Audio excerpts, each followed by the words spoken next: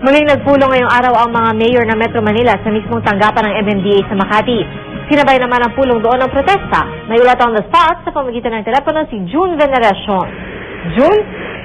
Pia, nagrally nga sa harap ng office ng MMDA ang transport group na PCDO Acto para kumbinsihin ang mga Metro Manila mayors na suportahan ang single ticketing system.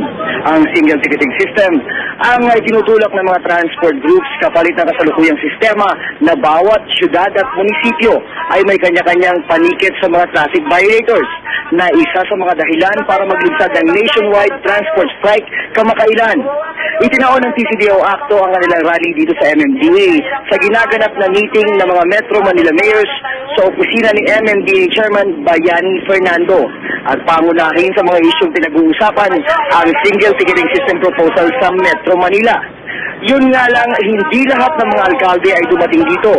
Kasama sa mga hindi dumalo ay si Makati Mayor Jejo Marbinay, isa sa mga kumukontra sa single ticketing system.